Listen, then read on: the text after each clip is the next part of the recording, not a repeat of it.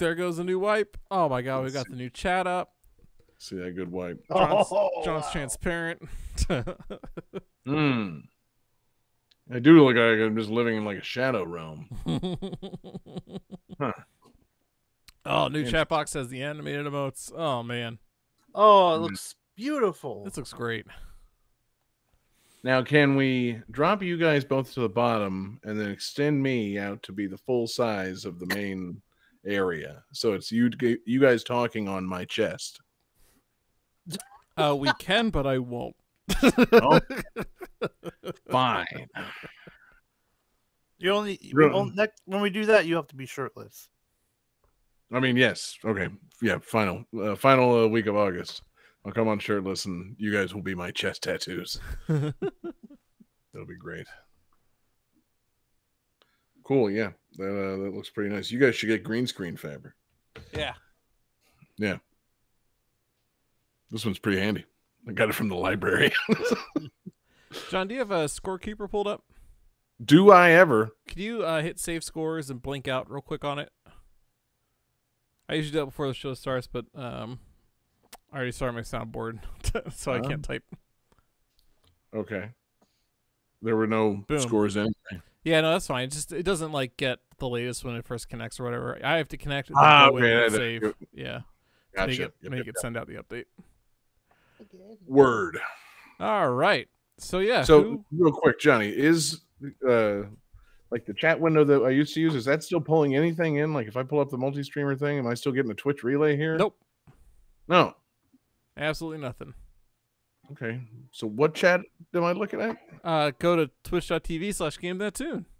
And then if you just type in twitch.tv/GameThatTune/chat, you can just go straight to the chat that way, not have to pull the whole thing. Okay, yeah. That's what I was looking for. Because I don't want to there's a link somewhere on the main page to pop out the chat, but I can never find it. I figured out if I just go to /chat. Got it. Got it. Good. Yeah. Cool. I should shut my door here real quick. 1 second. Oh, yeah. Everybody go shut your doors. Just realized I need to pour myself a glass of water. Oh, man. Remote green screen. All right, guys. It's my show now. What's up? Welcome to Johnny That Johnny. The show where Johnny does it. And, yeah, so I'm just going to go play Sonic Mania for a few hours and just not bother with the show. How's that sound for everybody?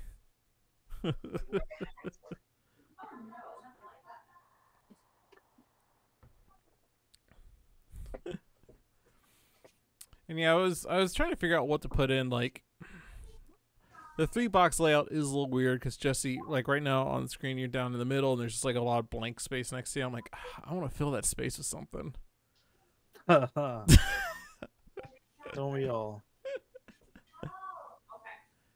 But yeah, I like these little borders I put around all the areas. I kind of it looks very classy. Yeah.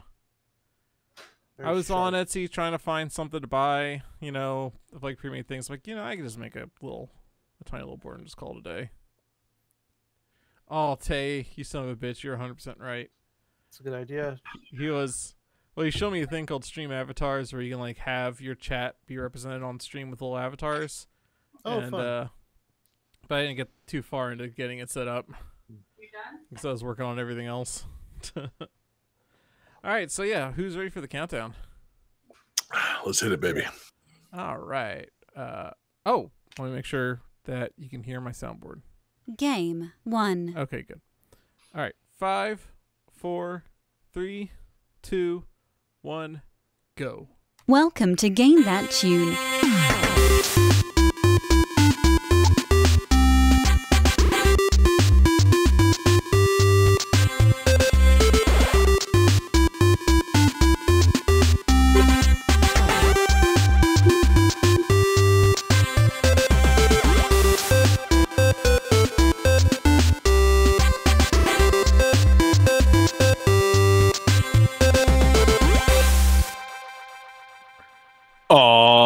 Yeah, what is going on, everybody? It's Game That Tune back in the house once again.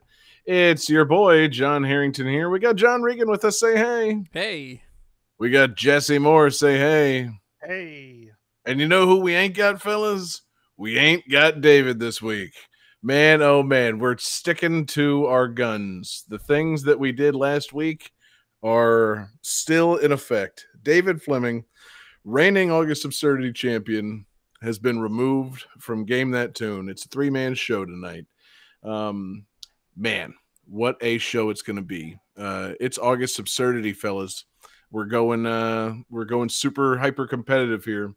And we're doing what we usually do, playing video game music for each other, trying to guess each other's games based on the songs and a little bit of trivia. We're goofing off, we're having fun, but this month, I don't know, man. All the previously established rules are out the door. We're doing what we want to do, which last week was eliminate someone from the show for losing the episode. So David, no longer here. You won't be hearing from him again. Maybe you will in September. Maybe you will later this August. Who could say? He's got a list of things that need to be done in order to re-ingratiate himself to the show. We'll see how many of them he's able to do. But it's just going to be the three of us tonight, guys, competing head to head. And I figured it's round 2 of August Absurdity, so we got to focus on the number 2. I hope everybody evacuated your bowels prior to the show, because I'm doing it now. Okay, good. Yeah, Jesse, new spot. Got that toilet seat rocking. Oh yeah. This toilet's a rockin', don't come a knocking. Yeah. Oh, whoops. Whoa. That's what it sounds like when you're taking a shit, Johnny. You're doing it wrong. But yeah, it's round 2, and there's 3 of us, so figured we each had to bring 2 games apiece. So that's what it's going to be tonight, guys. It's August Absurdity round 2, in which we each have presented 2 games. So we've got 6 fantastic games. The winner tonight, did we establish what we're doing with the winner tonight? I think the agreed upon thing, we're trying to up the ante every week. And so the stakes last week was the loser goes home.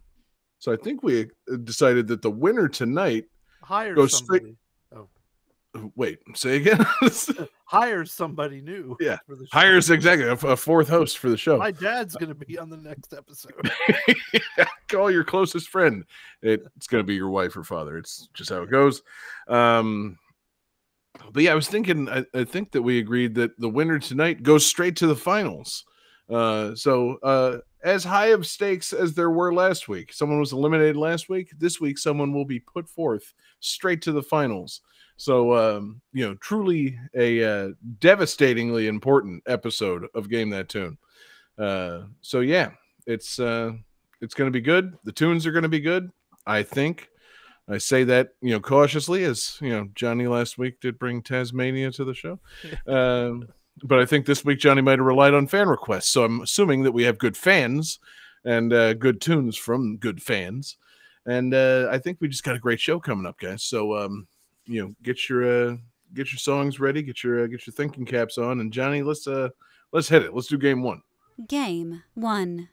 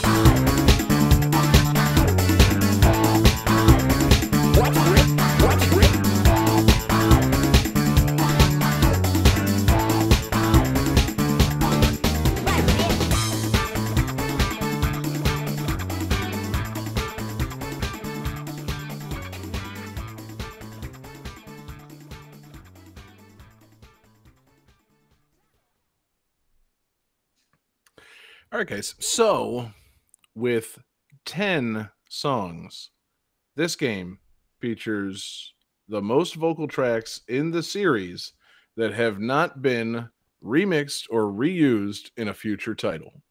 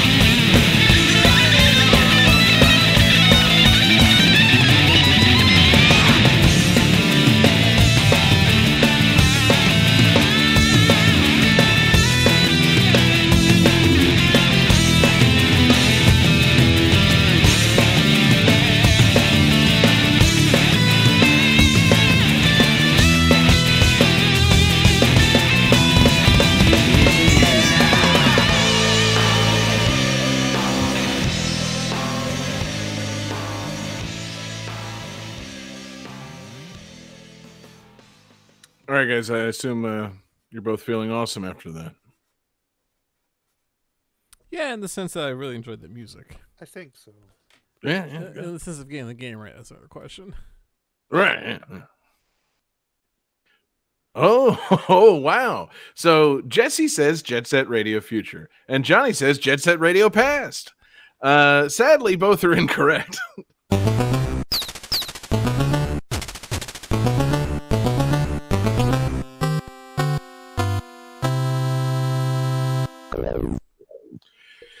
No, I'm sorry. This you were on the right track. It's a Sega game, but it's a Sega game that came out on the Wii. It's a little Wii exclusive, starring a certain blue hedgehog. Yeah, Sonic is his name, and Sonic Like the turns out. restaurant? Yes, exactly. It's a popcorn chicken based game, mostly. But yeah, no, this is Sonic and the Secret Rings for the Nintendo Wii. Chosen, of course, by me as a middle finger to Johnny, because there is no way that Johnny's played the Wii exclusive Sonic games. Fun fact, I haven't. Yeah, I know. Real fun. Yeah. Wanted to play some music that sounded vaguely like it could be a Crush 40 track there at the end, but then the vocals just never kick in. And then reveal that it's Sonic all along and in your face, Johnny. Johnny, are you aware that there are 2 Sonic games for the Wii? I knew that there were. I knew there was that. Yeah, there's Sonic in the Black Knight, right? Is that a Wii exclusive? I think it is. Yeah. Yes, it is. But I kind of forgot about Sonic and the Secret Rings. Yeah, this was a part of a 2-part series with Sonic and the Black Knight, the storybook Sonic series that then ended after Sonic and the Black Knight. In this one, Sonic goes back to like an ancient desert, I think. I played this for like half a rental period back in 2007. Like, this was not a very fun game. Because I don't know if they improved upon it in Sonic and the Black Knight, but in this one, they were trying something new for 3D Sonic game. It's basically Sonic starts running, and you're tilting your little Wii controller like a steering wheel to make him move left and right and shaking it to jump. And that's kind of all you do. As I recall, again, Sounds haven't played this incredible. game. It's, Jesse, it's so incredible. Because, Sonic, I don't know, man. I'm trying to figure out the thought process behind sending him back to what is like ancient Middle Eastern desert area almost exclusively. Like, why? Like, in the Sonic games that I'm more familiar with, he's more in like kind of a modern, outlandish, sometimes like space-ish and like futuristic type. Oh, damn it. I keep forgetting I changed the key for that. God! I don't understand why you changed it. But yeah, like, Sonic likes to run around like, nice green hills and then go to chemical plants and then start running through elaborate casinos. And, I guess there is the aquatic ruins thing. Johnny, give me some of the more like fantasy based settings in early Sonic games. Cause I'm mostly thinking of like, 90s colors and factories and, like, I don't know. I feel like, thinking like Oil Ocean, Hilltop Zone's not a fancy thing. It's just a hill. Launch base. How do you know?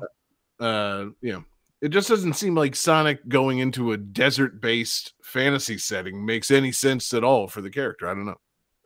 Well, in Sonic 1, the oh my god, I'm blanking on the name of the second level. Marble Hill Zone, I think, or Marble something. Oh Marble Garden? No, Marble Garden in Sonic 3, right? That's where I'm getting thrown off here. Marvin Gardens. No, you guys, you're missing the obvious one. In Sonic 2, Oil Ocean Zone. I mean, I said that. Where's all the oil? Well, but okay, but do they really need to expand on the Oil Ocean Zone and take it back in time to a fantasy setting? Yeah, that's before they mined it all. That's before they found all the oil, and Robotnik put nothing but oil rigs there. Mm-hmm. So maybe that's what it is. John. It's right there. Okay, but so what's the secret rings? Well, he has to get the rings. That way he can bring them back in time so they can build the oil rigs.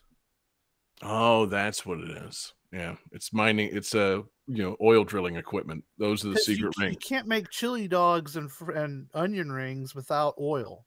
Sonic's actually helping Robotnik Yes. drill and scout these locations for oil. Well, it's inadvertent. It's like a weird thing at the end where Robotnik's like, ha, ha, ha, ha, I tricked you. And Sonic's like, well, I still got chili dogs. Way past cool.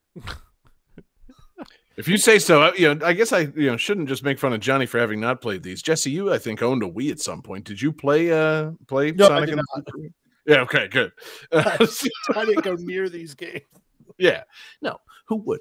Unless you happen to be working at Blockbuster at the time and you got a free rental and you rented that something else and decided to play the other thing. Quit. Yeah, that's what happened. You can rent Sonic for free. No, I don't need this job, buddy. Nah, I'm out of here, man. Here's my 2 weeks. I'm sorry, but Corey, I'm going. I'm finished. I might call HR. I haven't decided. Yeah, I'm sorry. Are you making me take this home? I don't think you're allowed to do that. But yeah, it's a hoot of a soundtrack. Most of the soundtrack is credited to the absurdly named Rumblebee. No, that's not a name. That's not. Yeah. No. And I just want to make sure you heard me pronounce that correctly. Grundlebee? No, not Grundlebee, not Rumble, like not Bumblebee with an R, but Run like Sonic runs, Bullbee. And yeah, they are responsible for most of the vocals in the game. And I'm not down on Sonic and vocal songs. These songs are all fine. The vocals are barely there. It's not like frankly, the vocals could be more there. Like, we all eventually came around and started loving Sonic Adventure music. We all love us some Live and Learn and some City Escape and that shit. Rumblebee really plays it kind of conservative on the lyrics in these things. Like, just kind of like you heard that last song, it just kind of pops in like, "Ooh yeah!" It's like, no, you forgot to sing. Did you only leave the backup vocals in this? Did you forget the main lyrics in all the songs? Like, where Rumblebee, you forgot the rest of the words. I want to hear your poetic lyrics about how many rings Sonic has in his hands, or how the hot air is shimmering, or the blue blur on the run, or whatever the fuck. There's poetry in these games. God, can you imagine playing a Sonic game where the vocals change based on how many rings you have? Like, you're running through the stage and it's like, now he's got 10 rings. Oh no, he's got no rings. It's like Bastion. Yeah. God, yeah, that's okay, yeah. The hedgehog was running at top speed, and then a monkey threw a coconut at him. He fell, and rings flew everywhere. He tried to pick them up. Some of them disappeared. He only got one. But that's okay. One is enough to not die. That's all you need. Can we get the guy from Crush 40 to record dynamic lyrics for all the songs that mention how many rings you're holding? That's a good idea. Johnny, Johnny from Crush 40. You can call him up, right? Oh yeah, all Johnnies know each other. Yeah, we're part of the club. Yeah, I know you are. The people named Johnny who fucking love Sonic Club. It's coincidentally just you two. Wait, sure there's Bono isn't named Johnny, huh? You said it's just you two. Never mind. I was being dumb. Yeah, you were. Segment over. Game 2.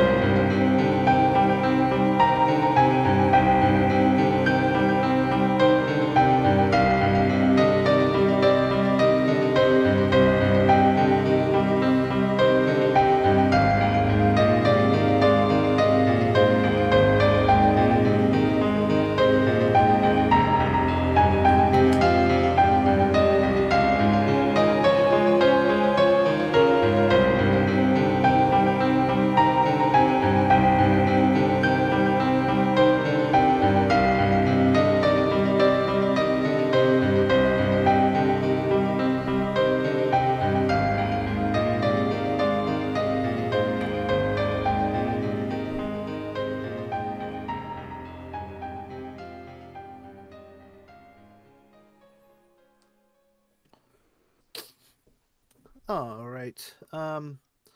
So this game is a request I received from our friend CX. He Discorded me.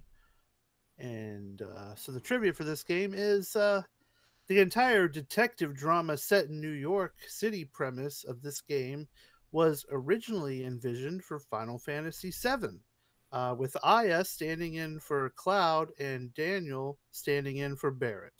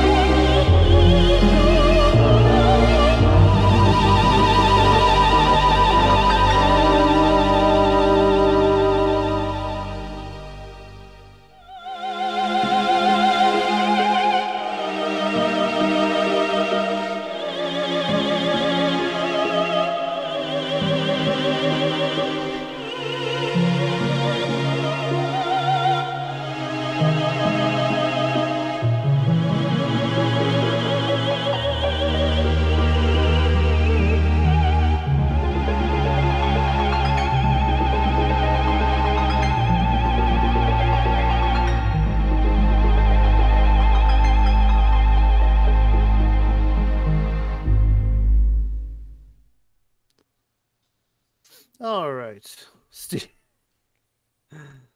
That's good. All right. Let's see what kind of answers you guys got. Oh, what? Okay, that's a good answer, Johnny. Genova's Witness. That's sadly incorrect. God, I want that game. And John with the correct answer, Parasite Eve. Yes, this is Parasite Eve. It is a role-playing game made by Square.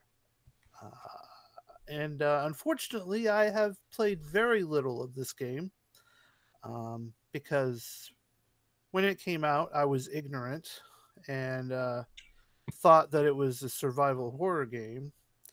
And I was like, man, Resident Evil is stupid. I'm not going to play this Resident Evil wannabe game. Wait, And, I'm sorry.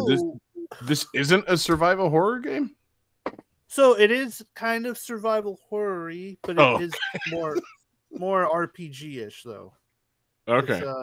Because like the battles are kind of like active turn battles, kind of like Final Fantasy 6 or like 7 or most of the Final Fantasies after a point. But so you'd still have like ammo and stuff, and because I didn't get very far when I did play it. But I think for October I might give it it'd be a good game to stream. I think it'd be fun to do. So I might do that for Halloween season. It's really something to behold. I'm looking at the images of it now, and yeah. I remember the cool thing was like this was back when like you played video games to watch cinemas. Like for some reason that was like in our head. And now as we're older, we're like, I don't want to fucking watch a cinema. Like fucking just let me play the goddamn game, you know? Unless it's like what? You don't like cutscenes? I mean, I do to a degree. Like I feel like back then I was more hype, but now it's a very terrible disease where when a cutscene starts, my hand immediately reaches for my phone, and Wow. I try to catch myself, but it's just like a problem I have. It's Yeah. and like the only time like the Zelda ones when I like the when you get the tears and I because I know I'm about to see it, And you know I they're do only going to put last. everything down. Yeah. You know when you unlock like a Dragon's Tear in Tears of the Kingdom, it's like going to be 2 minutes tops, so you can give it your full attention. Yeah, but like you bought like get a new game, and depending on the kind of game it is, that opening cutscene you might be just kind of half looking, because a lot of times they show it to you, and then you press start and they show it to you again. Like remember, like it seemed like back in the day, games were only 8-bit, but you'd get the opening like cinema. And that was the opening cinema. When you press start, you got a new cinema. It was like, oh, cool. But like, so back to Parasite Eve, this game starts with everyone just spontaneously combusting as this lady is singing. And like, the game has to do with like, your mitochondria, like evolving like way faster than it should. And like weird shit happening. And, like, CX was telling me, this stuff is kind of based on real theories. Like this stuff could possibly, happen. Like not like maybe not the extent that this game shows it, but like there's weird fucking stuff that your mitochondria could do if it just started evolving one day. It's so there's that. And man, I hope so. That sounds great. Seems like a cool game. And the composer is Yoko Shimomura, and fucking also sounds great. She can do whatever she wants, Yeah. Yeah, man. Yeah. I would love it if my mitochondria just suddenly evolved in some unexpected way. That'd be a nice shakeup to things. Well, it seemed like in this game, the big shakeup would be you catching on fire. Okay, well, I mean, that's interesting. I don't necessarily want that to happen, but like, I don't know. That's interesting. If it happens, it happens. I don't know.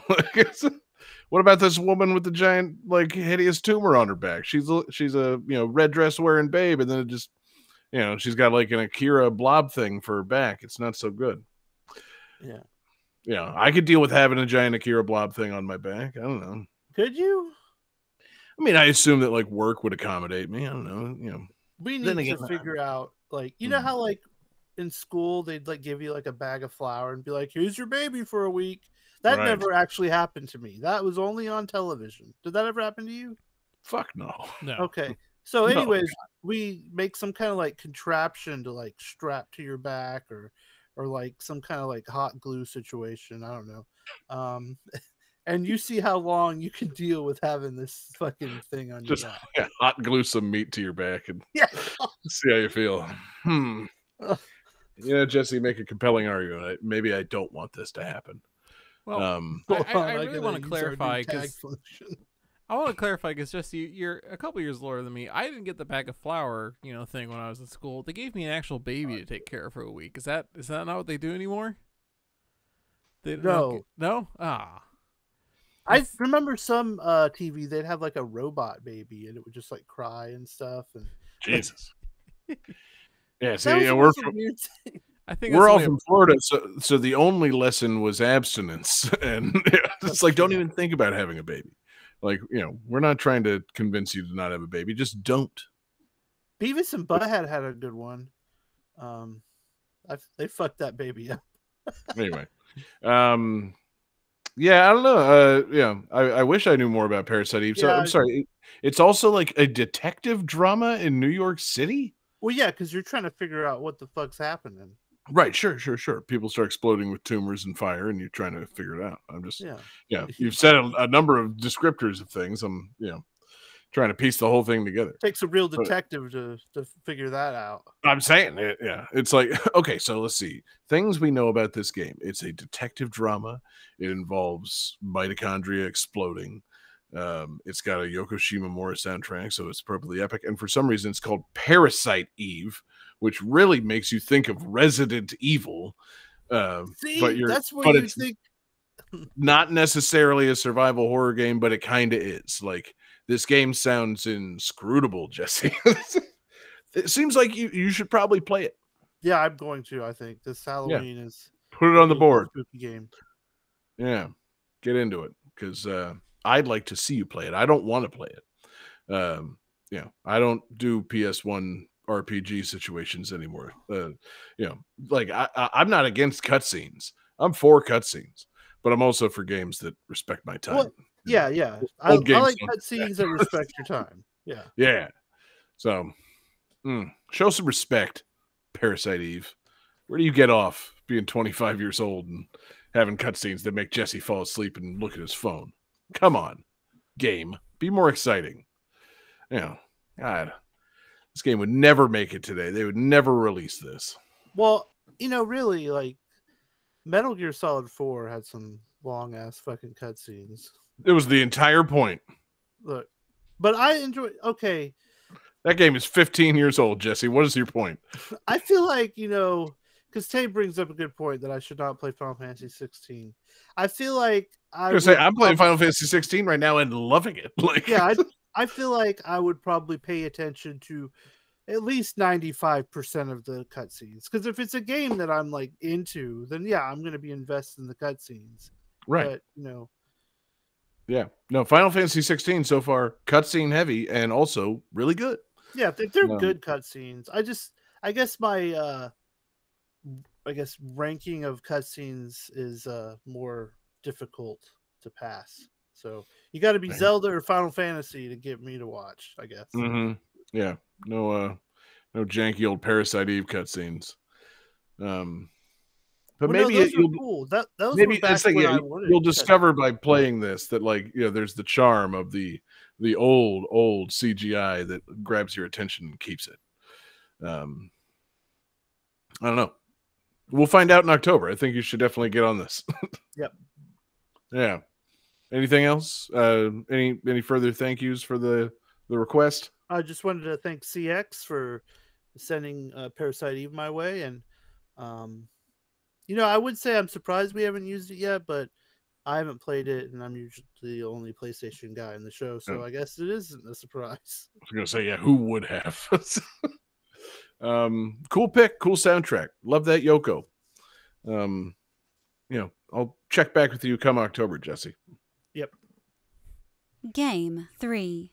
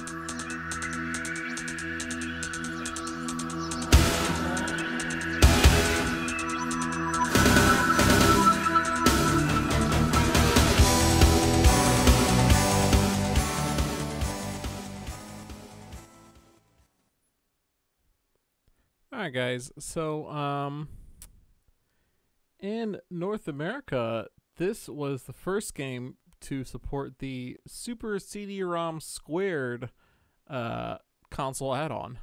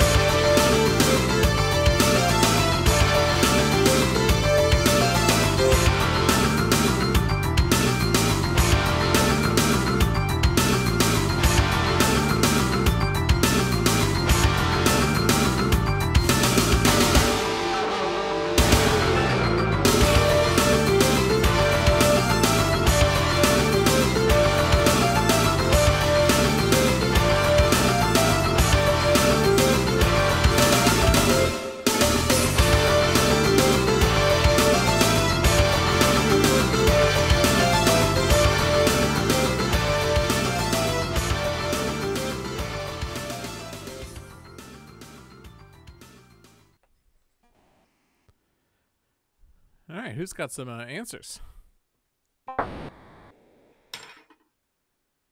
Yes. All right, so John says East 3, which is incorrect, and Jesse says Gate of Thunder (parentheses butt joke), which is correct. This is Gate of Thunder for the TurboGrafx 16, specifically with the Super CD-ROM Squared add-on. This is a TurboGrafx CD game. A launch title in North America. It was also a pack-in game on the Turbo Duo version. And it is a shoot 'em up that has on the TurboGrafx. What? TurboGrafx, yeah, shoot 'em up with TurboGrafx. Big surprise. With a pretty sweet soundtrack. I really just enjoy listening to this soundtrack. It sounds. It's a very good soundtrack. Yeah, that second track in particular sounds almost kind of like some kind of Swedish heavy metal kind of thing. Like I was just really into that. Real sweet. Yeah. Phew, okay. I was getting nervous. I'm like, wait, I've obviously forgotten the Gate of Thunder soundtrack. I was like, I remember marking this with a big old highlight in my list of games for GTT gyms for October of 1992. I'm like, so that's coming past. Did I forget to fucking include it? No, I didn't. We didn't overlook it on that episode of Gyms. It's there. Good fucking soundtrack that I've obviously forgotten now. Oh well. I think I watched a guy on Twitch do like an arcade playthrough of this, and I was like, oh, this game is fucking like crazy. Or maybe it's not arcade, maybe it was just TurboGrafx, but still, it's like what a wild looking game with an awesome soundtrack. Yeah, it's got a whole like anime like opening cutscene thing going on. With like music time to the cutscene. Like it's absolutely bananas. And yeah, I think isn't it made? It's made by the people from Technosoft that used to make Thunder Force. That's like kind of the whole idea, right? Like, yes, yeah. Some guys were like, "Yeah, we want to keep making Thunder Force," and TurboGrafx seems like the only place to do it, and they had to go. They couldn't call it Thunder Force; they had to change it up. They probably got in trouble for Force of Thunder, so they changed it to Gate of Thunder. It should have been Gape of Thunder. Yeah, okay, we get it with the butt joke, Jesse. It was clear when you wrote your answer. Good God. How would thunder even gape somebody? Like, it's a sound, Jesse. I think... okay. Okay. You know how when Venom shows up, Reed Richards has to go to Spider-Man and give him the big sonic blaster, and then sound waves like move the symbiote off of Eddie Brock? Yes, I do know that. So suck it. I just changed the sound. I don't have so suck it on there anymore. Oh wait, it's used to remove sticky symbiotes, but somehow that equates to dilating buttholes to you. Well, I'm saying if you can like move a symbiote off a body, you can, and they also have those weapons and there's like sound things that makes like this really loud like pitch sound they use on like rioters or whatever in like Russia, and it makes them shit themselves. And so so there you go, more sound doing butt stuff. Okay. Well, that makes more sense than your Venom example, quite frankly. Should have gotten there first. But yeah, so the Gate of Thunder. Comic books.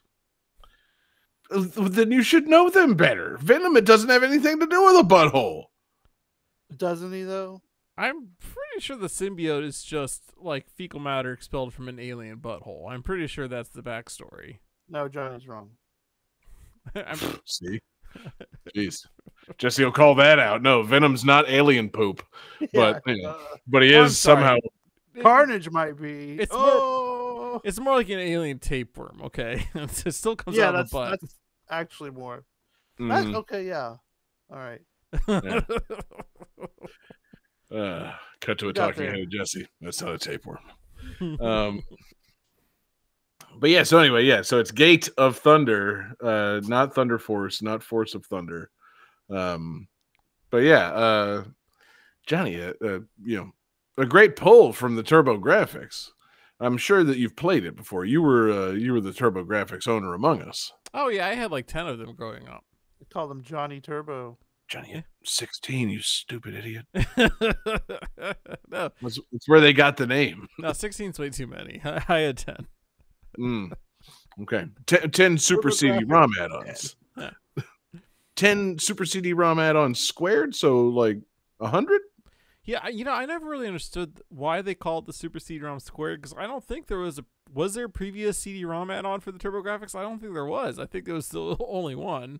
So no, there was. Oh, there was. was. The only thing I can think of is because they had the Turbo Duo, which was basically the CD drive and the regular Hue cards, like in one console. Right. Now, the funny thing is the other CD-ROM add-on was called the CD-ROM squared, and then they came out with the Super CD-ROM squared. So it was, no matter what, still very silly. I'm going to guess that it's a cool marketing thing. Like, superscripts were really hot back in the early 90s. They probably came up with the name before Alien 3 came out and flopped. And they were like, well, we got to keep it. It's on all the marketing materials. Like, I thought this squared thing was going to be really sick. No, it turns out, Alien 3 blew it. So for the next one, we'll just add Super on. That seems to be a successful way to make a video game console. Let's call it Super something. Can we call it some sort of drive? A mega drive? No, that's already taken. Fine. Super CD-ROM squared. That'll do. You got me imagining what if they called the Super Nintendo the Super SNES squared? Just like really kind of. If they called it the NES squared or the Super NES squared? Super NES squared. They do both. Yeah, that would have been good. That's probably the working name of the failed SNES like Sony collaboration. That's probably what we almost had. We had this, almost had the Super NES Super CD-ROM squared, by Sony, but Nintendo they couldn't keep the relationship going, and therefore, lost a bunch of stuff. Yeah. Lost of time. What a shame. What a missed opportunity. Like, can you imagine today getting to use your Nintendo Walkman, listening to CDs in the car? Yeah, your Super Walkman, walk squared man. 64. Yeah, by So Nintendo. Be pretty sweet. Probably would have gotten Mario movies earlier and at a more alarming rate if they had partnered up with Sony. But Alarming. yeah, we got the one and it was bad, but we probably would have gotten they would have ridden the Shrek wave. Wait, and which one was bad? Well, I said that we got one. One was Super Mario Brothers movie came out this year, and I was referring to another one that had previously come out. So you do the math, Jesse. Well, that one's not bad either. It's just weird. I think it's pretty bad. I think we all like bad things, though. Has there been a How Did This Get Made episode about the Super Mario Brothers movie? That's the ultimate litmus test, I think. I don't know. I haven't listened to that podcast in a good 6 years. They still make that? Yeah. They probably should do an episode about it.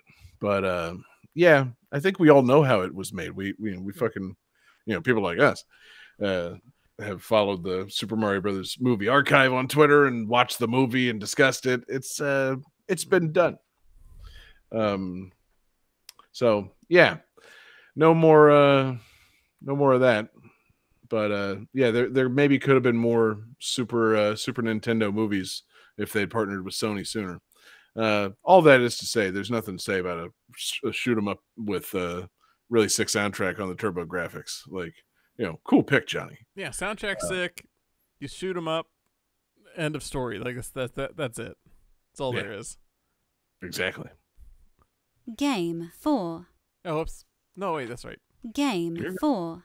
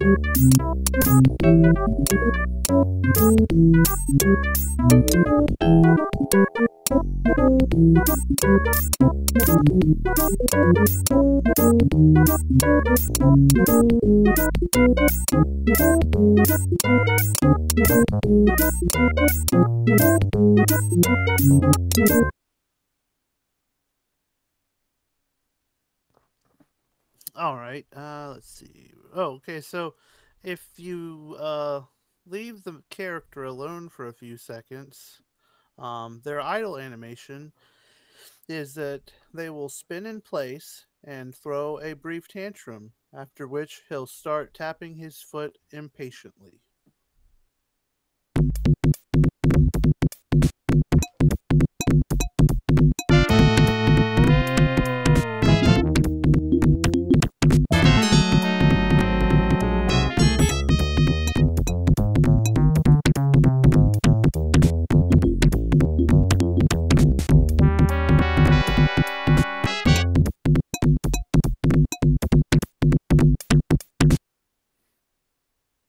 Oh shit, that was fast.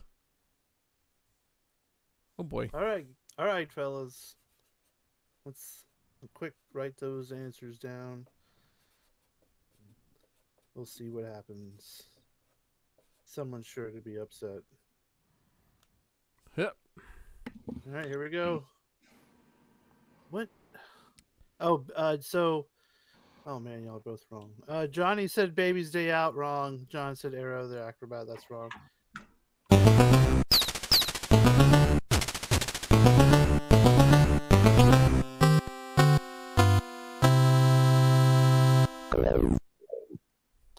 This is Tasmania for the Sega Genesis.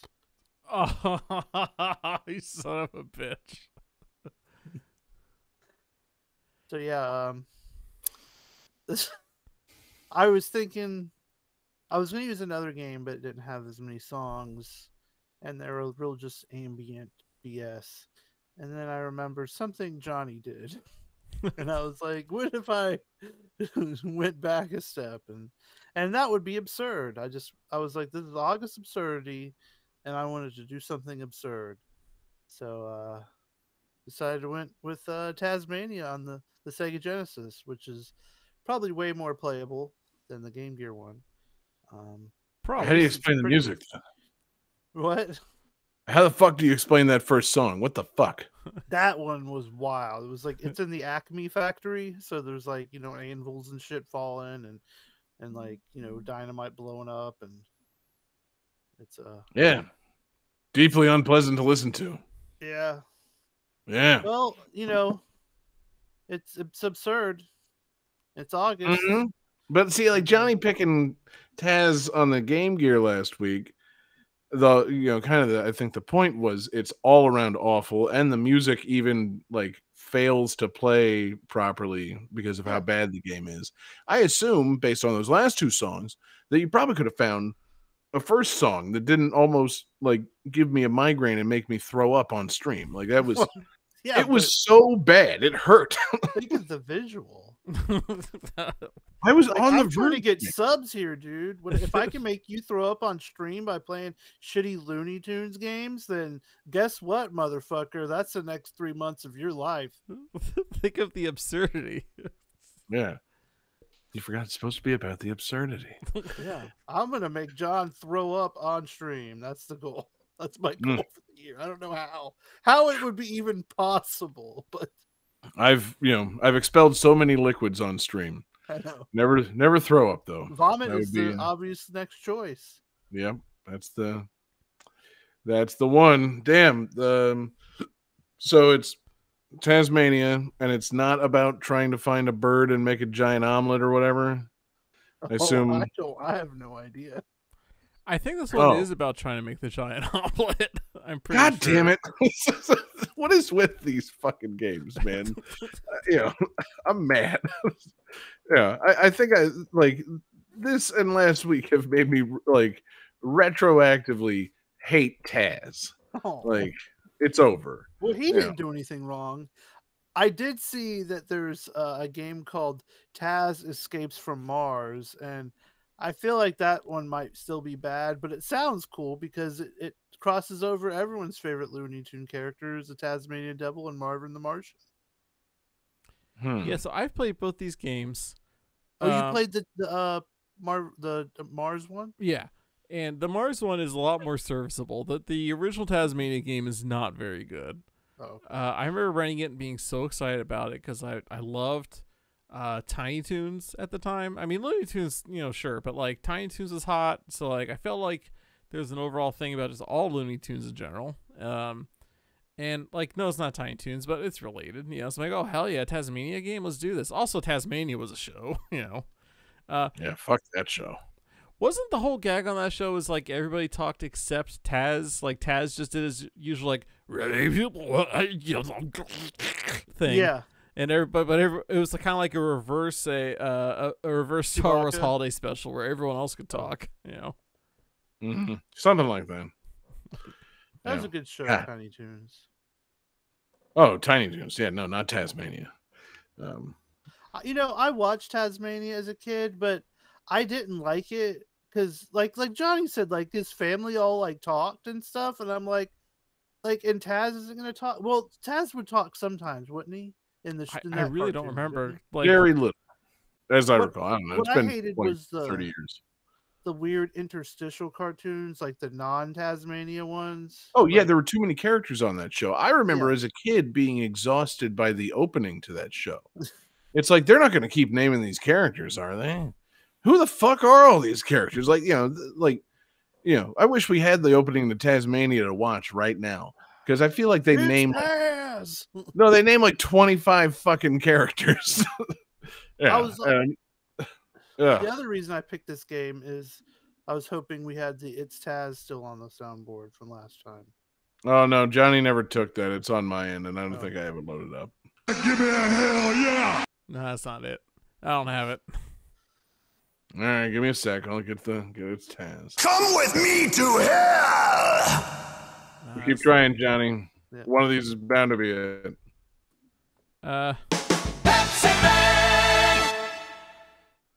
Love 2! No, that's not Ugh. it. Come to Hate that. Tasmania, I come to fucking- Tasmania.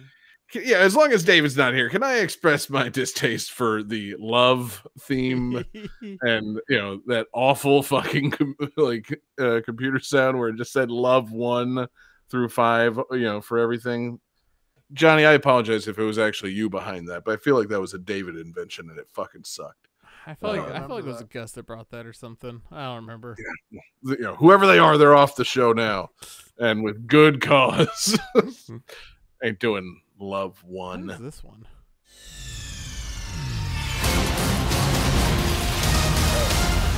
It's Taz! Oh God, that's I like that. Yeah, I should use that more often. Yeah. Let's see. Did I get it?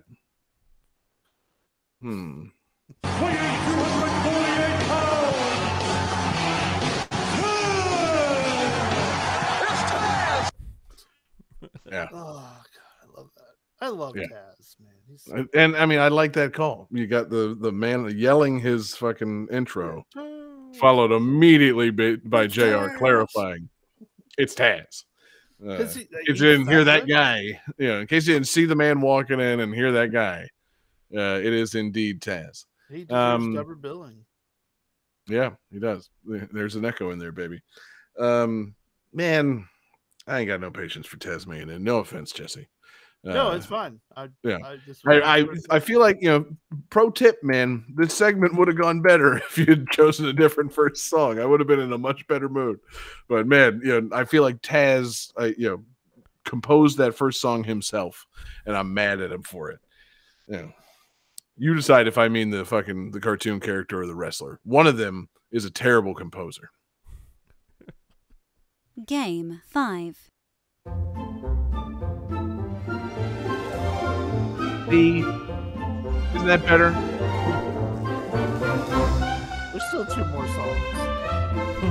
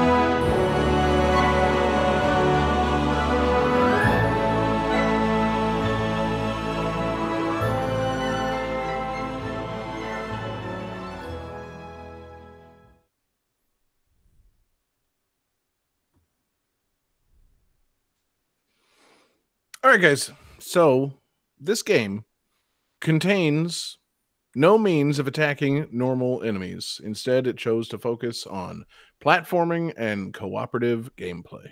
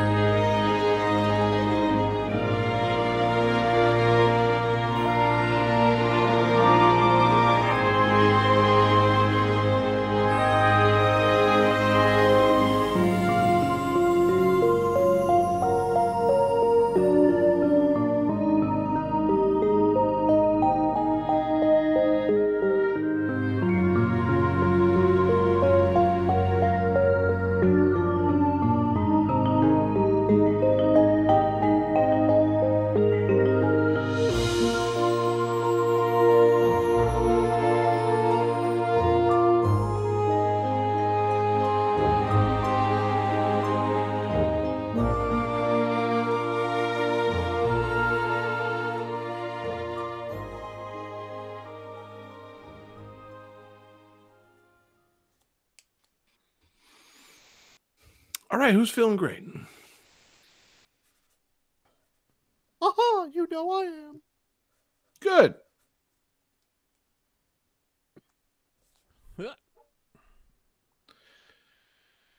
Okay, so Johnny says Mario 69. He's very close. Jesse says Illusion Island. He is very close to correct. It's Disney Illusion Island. So yeah, we'll give him a point for that. I don't know if Disney's officially in the title or not. Get that Warner Brothers Illusion Island. Yeah, hey, you never know, man. God, what a fucking terrible island of illusions fucking Warner Brothers would make. See, you could have Taz in it.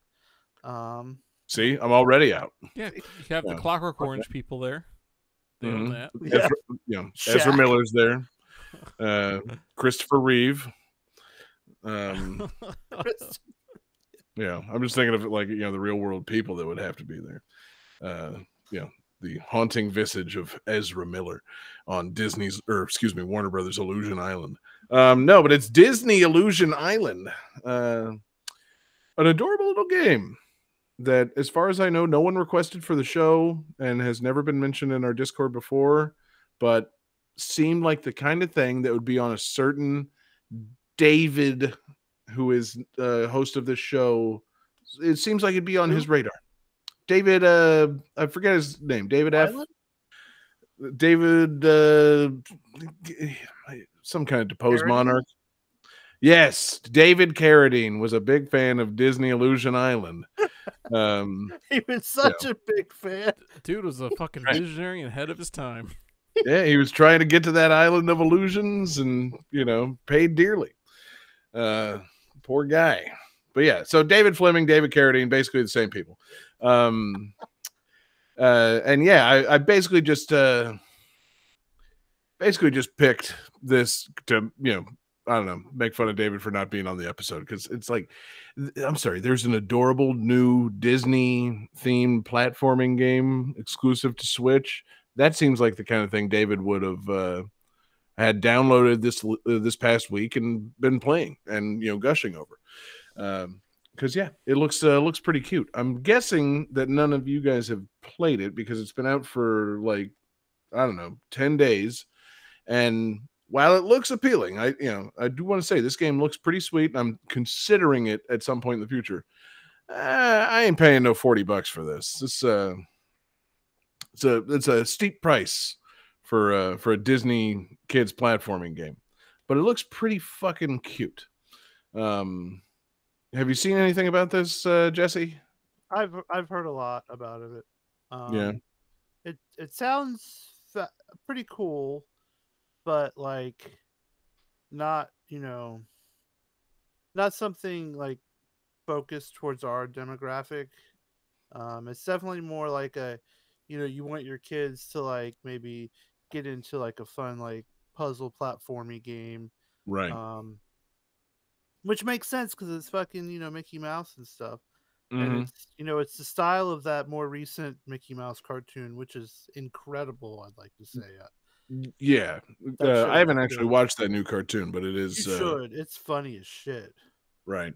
It's funny. I saw something like a video. I was looking up just a couple extra clips to fill in my brain before the show, and somebody said, "Oh, this game's got a fantastic hand-drawn art style." I'm like, hand-drawn my ass.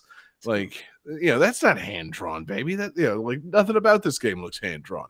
It looks nice and fluid in its animations, and the characters are, they move in funny ways, and they're kind of bendy and loose. Like, it's clearly like a modern homage to old Disney cartoons. But no, it's not a single fucking thing that looks hand-drawn in this game.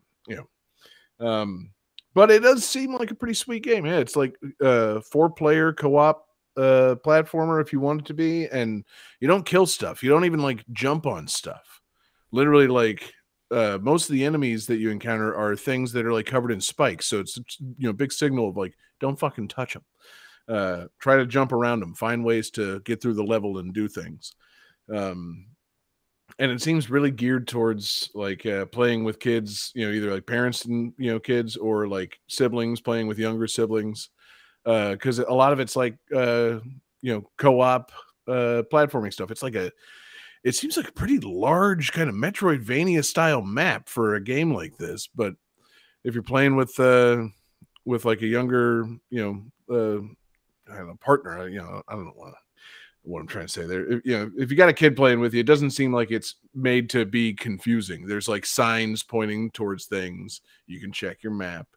If you're more advanced than the kid that you're playing with, you can like do a tough platforming thing and then like open a portal so that they can go through it and just skip that. If you like, traverse something, you can drop down a little rope, which I guess is like a homage to the Disney Genesis games, like the Johnny, help me out here, the one with Mickey Mouse and Donald Duck. What was that? Castle of Illusion? World of Illusion? World of Illusion. Quack shot. Yeah. You can like drop down a little rope for your partner to climb up. And so like, you help each other out. And in the most adorable of flourishes for the game, it harms you to like touch spikes and touch enemies. And you only get like 2 or 3 hearts. So I was like, damn, that's kind of hardcore. Like, it's you can only like, you can't attack anything, and if you touch them, you can only like get hit 3 times. That's I guess that's kind of in line with Super Mario. But you can when you meet up with a partner, you can press a button and hug each other, and you each recover a heart. That's There's a dedicated hug button, so all the characters can give each other a nice hug and get life back. And I'm fully in favor of it. Super cute little platformer with wacky Mickey and Minnie and Donald and Goofy designs. Okay, cool. You almost got me on the hook, man. I'm still not paying $40 for this, but I might pay 20 in a sale in a couple of months. This seems like the kind of thing I can actually tolerate playing with my son. He's 5. And John, why don't you want to play my game? Again, like I don't know. 40's steep for like what it's got to be. I really hope that if I do one day buy this, my son enjoys it, because I won't play it by myself. Like I simply no, like let's not even bother. Like I can't play a challenge-less Metroidvania starring Mickey Mouse on my own. So I hope in the future, if I consider buying this, that my son expresses some interest in it, because I would like to have an excuse to play it, because it seems super cute. But yeah, it's a just charming game. You know, I was also thinking about it, like, you know, I feel like people right now have a little bit of Disney fatigue, you know, but I realized in like watching, you know, videos of like, you know, the little cutscenes for this and, you know, hearing some of the jokes and seeing the characters, I don't have Mickey Mouse fatigue. You know, all my Disney fatigue is related to what they've done with other properties they own. Mickey Mouse, I still find this guy pretty endearing and cute.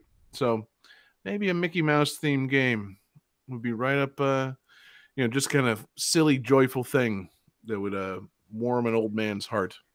I don't know. There's always Kingdom Hearts. Yeah, that kind of had the opposite effect last time I tried. Yeah, that really fucking, that almost turned me to darkness, man. I holy shit. Like, oh man, you know, Kingdom Hearts 3 did not work for me at all. Like, it was devastating. You know, you ever spend a good 16 years hoping for something and then have it be a letdown? Yeah, it's happened to me a few times in my life. You know, once relating to losing my virginity and the other time relating to Kingdom Hearts 3, and both times huge letdowns. So never wait 16 years or more for anything. It's, you know, God, it's gonna be it's just never gonna live up to the expectations. You know, yeah, first time sex in Kingdom Hearts 3, same same experience as far as I'm concerned. I didn't get anything good out of it. But yeah, fun game. That man, you know, guys, what if we all bought this? What if we all bought this game? What if we as a collective paid $160 to own this game and play with each other instead of our kids? What if we got together as 4 grown men and played this game online, like for like a Twitch stream or just for our own enjoyment? What if we did it? I mean, I probably won't spend the money because shit's tight. I'm going to insist that you do. I'm going to insist that people go to Patreon and you know, get on the subscriptions. You know, become VIPs, become you know, absurd fans. Get enough money for us to all play this game. You know, we almost make enough money monthly on Patreon to afford this game, but we're not quite there. So that's our next new Patreon goal. Do we have buy to 4 do copies of voices? this? Fuck no. Yeah. Oh. I mean, I don't do voices. I don't know if you noticed this. You guys all attempt the voices. I don't do voices. Yeah, see? Not my thing. I have problems doing Donald. I can't do a Donald voice. Fuck me. Yeah, that's the thing. I feel like I would be left to do Donald because I love Donald Duck and would be probably playing as him, if not Goofy. And, you know, Goofy's an easy one. I can't get high-pitched enough to do Mickey or Minnie, so I'd be stuck trying to do Donald, and it would just be a terrible, terrible failure. So, can't happen. That's my best Donald. Whoa! You know, Jesus Christ. That is maybe as close as your fucking Scottish Mothermaid impression. I mean, Jesus. That was really something, Johnny. It, you know, certainly not affected by our previous discussion. It wasn't in any way influenced by our previous discussion of Tasmania at all. You just nailed Donald Duck right there. Holy fuck. Oh man. But yeah, Disney's Illusion Island, cute game. You know, cute multiplayer platformer. Looks fun in a way that other previous multiplayer platformers probably weren't. You know, I'm thinking of the new Super Mario Brothers games. Like, this looks more fun than that. So I might play it one day. We might have to do it, guys. We'll see. We'll see how enthusiastic David turned out to be for this. If he comes back at the end of the month and reveals that he actually already bought the game and beat it, then I will have been spot on for this segment. But, you know, knowing me, I probably botched it up. He probably never even heard of this or something. But it seemed like the kind of thing he would be obsessed over. You know, if they do like some princess DLC or something, he'll grab it. But, you know, David the Disney fan not being here, I had to grab this game. So cute game, cute soundtrack. You know, we'll all play it one day. It's inevitable. I'm, you know, calling it now. Johnny, that wasn't the last game, was it? We have another one, right? Let me check here.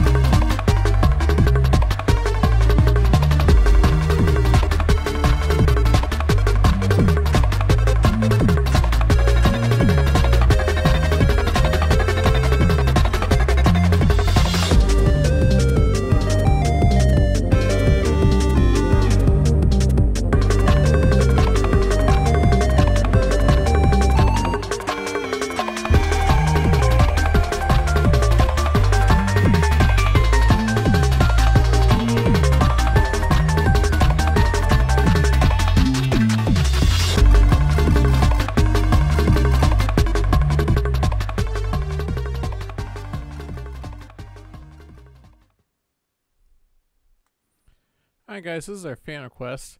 And this is let's see. This game is a RPG with strategic combat, deep crafting and programming elements, and it's animated entirely in ASCII art.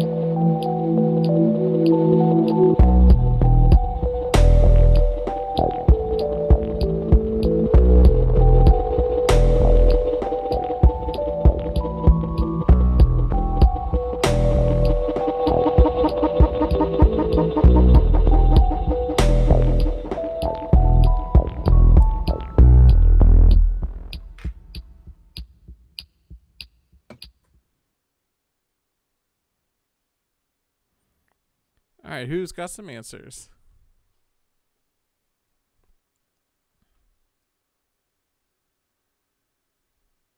Uh-oh.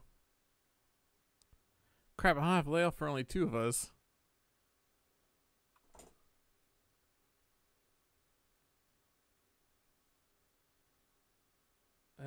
What happened? Where's John?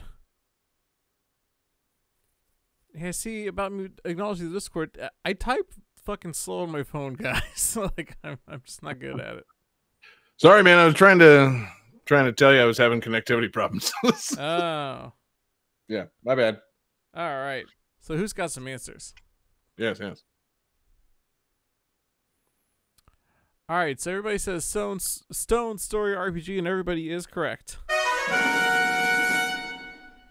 This is Stone Story RPG, the very cool RPG game animated entirely in ASCII art. I don't know if you guys saw earlier this week or late last week at some point. Tay embedded a stream of somebody playing this game on gttradio.com. Yes. And I found it just absolutely fascinating and amazing. I was like, this looks awesome. All the art is so cute, and it's all just ASCII art. It's ridiculous. Have any of you guys seen this game? I saw it for 10 minutes when it was on stream. Looking at it, and it looks really neat. Yeah, it's very fascinating how they did this. It's cool. Yeah. Well, it's very creative. It's not truly like, he's not playing a game in like a terminal. Like it is using, modern graphics to actually animate it, but it's all animated with ASCII characters. It's pretty neat how but he took the time to like draw up all the various characters, and it implements things like parallax scrolling, which I thought was amazing to see done in ASCII. I was like, this is absolutely bonkers.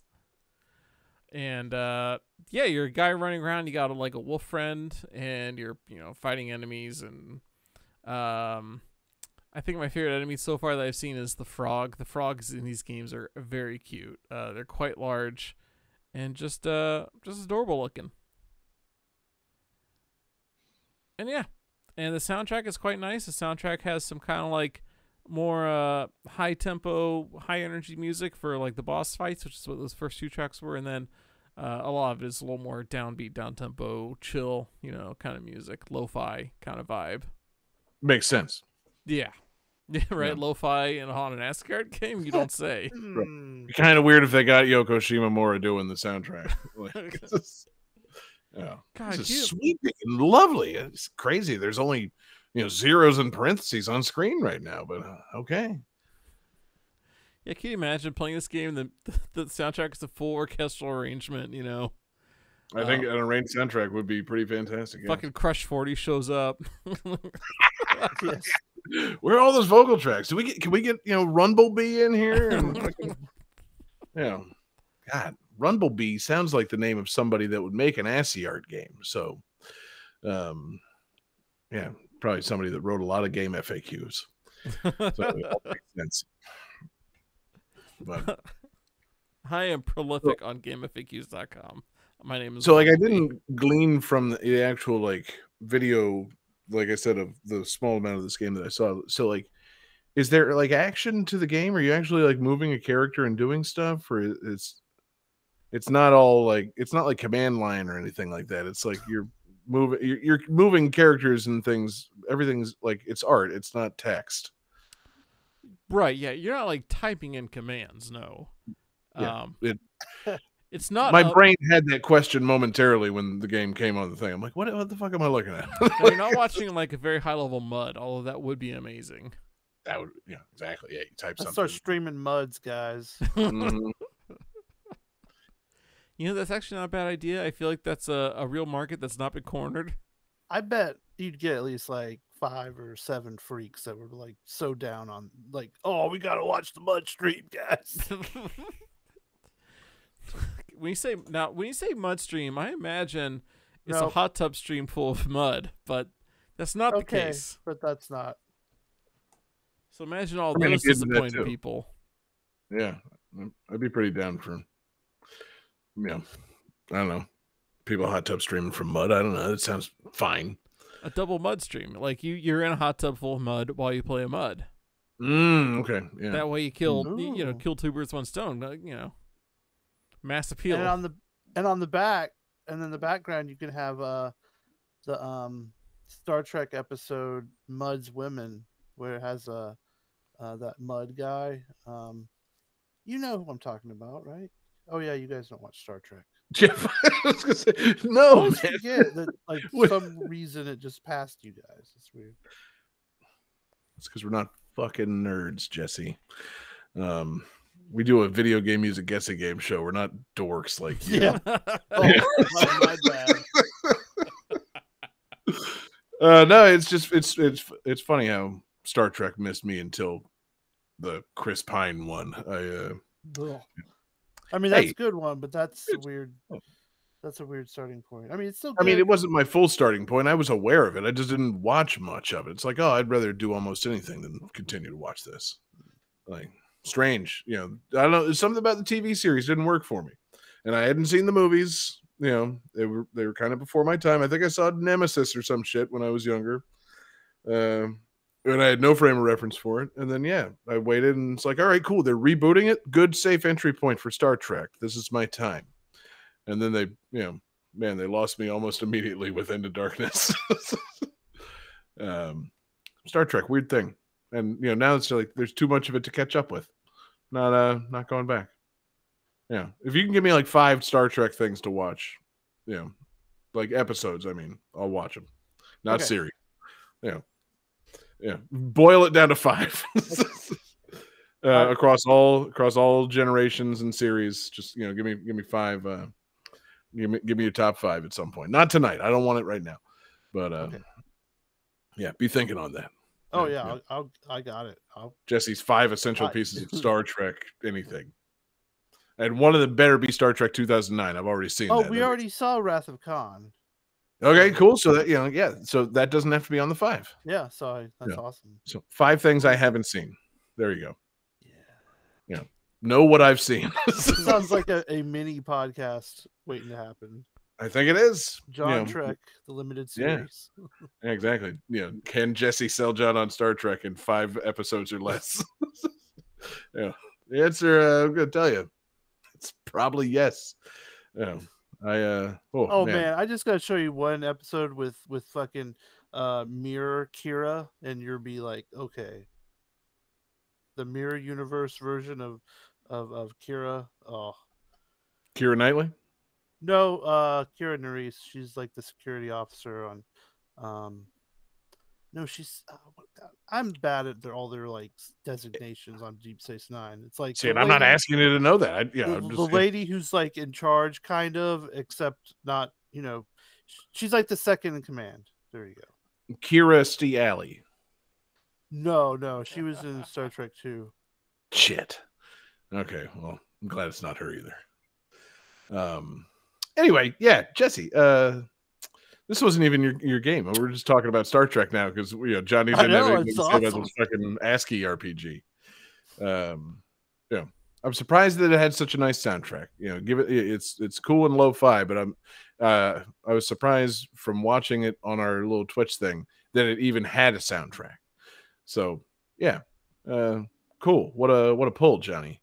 What a thing. Well, you can thank our requester Taylor in our Discord, who requested this. Thanks, Tay.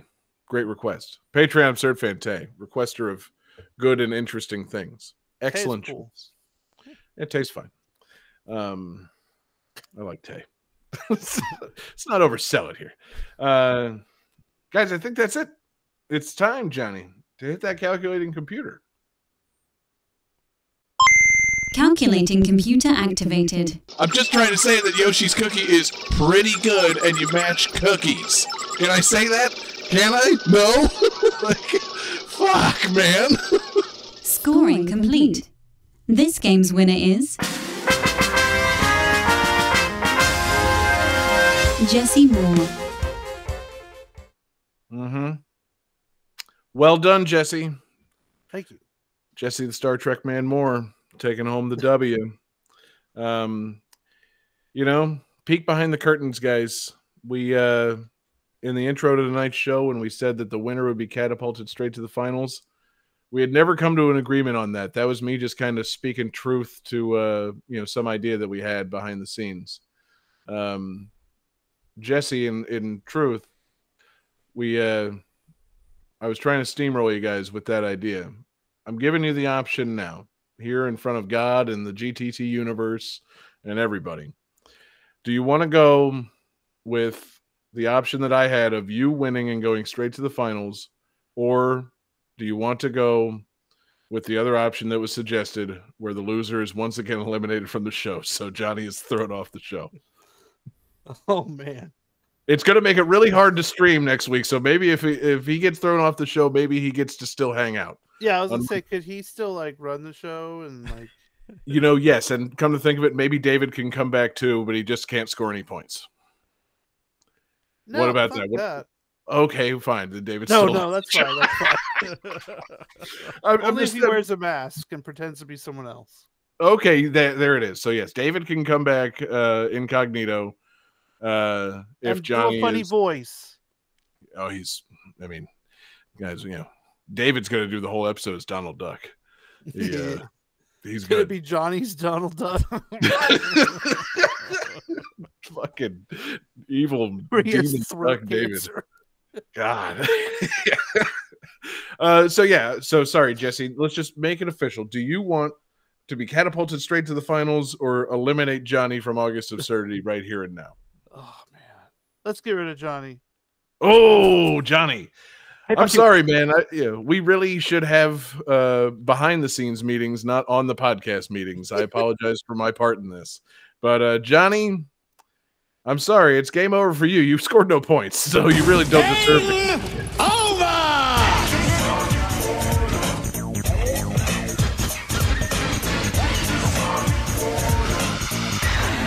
Hey, fuck you.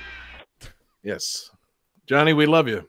And we still need you to run the show, but you are eliminated from the show. Friends. Yes. Yeah, exactly. Yes, exactly. Thank you. Man, what a series of twists. My goodness. We never saw it coming. Eliminating Johnny from the show is as good as sending Jesse to the finals, but it gives us a reason to maybe have another episode next week. We'll decide what goes on next week behind the scenes. So everybody, stay tuned. August Absurdity is just getting started. We're only less than halfway through, and it's already not making sense. So pretty absurd. I agree. If only there was a soundboard cue to play. Hot take. Yes. Thank you, Akuma. For burning your absurd. Hey, there's that fella. Oh God, love that guy. But yeah, so stay tuned for more August Absurdity next week, right here on Game That Tune. It's gonna be I guess Jesse and I kind of going head to head. We'll see what David and Johnny are able to bring to the table and figure out exactly what the path of this tournament going forward is. So I get the feeling that one of us is going to be eliminated, and then does that mean someone wins automatically? Oh, who knows? There could be the possibilities are endless on August Absurdity. We'll just see. Tay in the chat asking if we do a 1v1 next week, what happens the rest of the month? Shut up. Welcome to your doom. Okay, I'm sorry, was that a first time sound? Where the fuck did that just come from? No, we used that before. We had Ultra Beast on the show. That's an Ultra Beast sound. Oh, okay. Oh, that's right. Okay. Of course, our famed Altered Beast episode. Oh, a little bit of the bitch. Thank you. Jeez, Louise. God, Johnny not participating in the show is really going to free him up to ruin the show. Yeah, he can just do whatever. So is he picking all the music? It's going to be, we're going to, again, think about asking David to, if not make an appearance, at least suggest some music. We can't do the usual Johnny picks all the versions of a certain movie game. We can't keep doing that in August. But we'll see. Hell, we can't. Again, the possibilities are endless. So tune in next week for the round 3 of August Absurdity. You know, my initial thought was round 3 should be all VGM threesomes, but now that all previously mentioned plans have gone out the window, we'll just see what happens. So, thank you everybody so much for being here. Thank you everybody watching live with us live every Wednesday night at twitch.tv/GameThatTune. Really enjoyed you guys hanging out, chatting with us. It's been a lot of fun. Thank you everybody checking us out in podcast form. Our podcasts are released Tuesday mornings at GameThatTune.com or anywhere that you get your podcast. Don't forget to rate, review, subscribe, and share it with your friends. The podcast version of Game That Tune. Still the best video game music podcast in the history of human existence. We got a lot of requests tonight. I guess just a couple of requests. They DM'd them to you guys. So Johnny, shout out your requester. Taylor Y in our Discord. Yes, and Jesse, you got a request from CX. Yeah, CX Trife Discord. You guys, Discord's a great place to make your requests, or you can do it at GameThatTune.club, our fantastic social media site. And I've done it out of order. I usually thank them after I thank our patrons. Guys, check out patreon.com/GameThatTune. It's the home for awesome exclusives. We've got Game That Tune gems. We've got mixtapes. We've got movie commentaries and all kinds of fun things. And you help us keep the lights on at our 24/7 video game music live stream at gttradio.com, the home for video game music on the internet. Truly just a lot of fun things that we do with the money from Patreon. And again, you know, more money means more copies of Disney Illusion Island for all of us to have to play. So, you know, consider you know, giving us some money so that we can all play this children's game together. Want to give a special thanks, of course, to our Absurd fans. Talking about Daniel Perky, Taylor Y, Sam L, Phoenix Tier 2121, Beast Pond, and the Kerrigan, the most absurd of fans at patreon.com/GameThatTune. We love all you guys. And that's going to do it. Jesse, you've won. Congratulations. You made the right decision, eliminating Johnny from the show. You know, you didn't put yourself over in the end. You did what was best for the show and got rid of Johnny. So now do what's best for the show and end it with fantastic bonus tunes. Oh, man. So, in 1985, the WWE released this. Oh, no. He released this album called The Wrestling Album and had a bunch of wrestlers sing songs. No. And, yes. You said 85? Yeah, 85. So I found a great song that Junkyard Dog and Vicky Sue Robinson sang called Grab Them Cakes. One of the lyrics in the song goes like this: and when you get yourself started, it's hard to stop. You just go for your partners, you know what, and then you grab them cakes. I wonder what they could be talking about. Let's find out. Thank you, everybody, for listening. We'll see you next week for more August Absurdity. Peace out, everybody.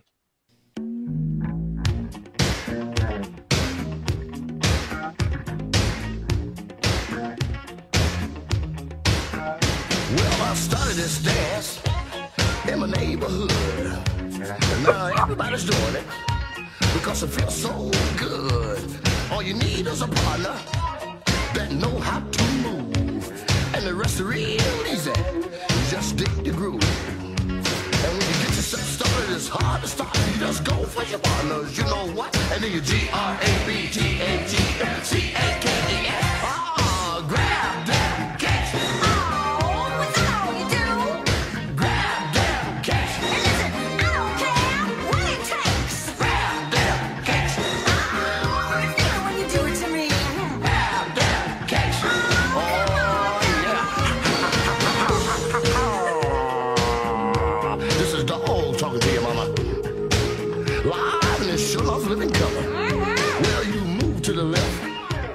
Then you move to the right, and then you squeeze your partner with all your might.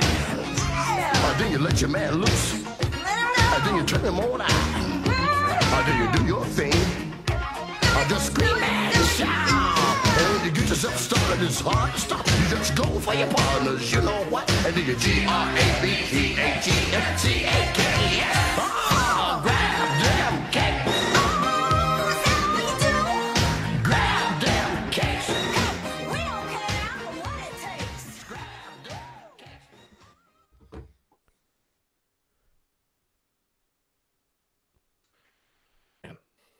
Why is that Just song caught me over with that. 4 minutes long? Oh, you didn't let it ride? No. You caught me. You caught me with my fucking. My copyright's not down, and you turned off Grab Them Cakes early, Johnny. Yeah, you don't want to grab them cakes? Oh, sorry. I forgot to Google who the fuck made Gate of Thunder.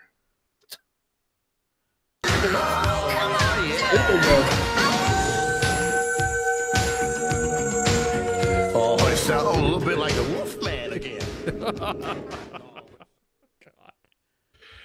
Sonic and the Secret Rings is copyright 2007 Sega Games Company Limited. Parasite Eve is copyright 1998 Squaresoft. Gate of Thunder is copyright 1992 Red Company and Hudson Soft Company Limited. Tasmania is copyright 1994 Sega Games Company Limited. Disney Illusion Island is copyright 2023 Disney Electronic Content. Stone Story RPG is copyright 2023 Martian Rex.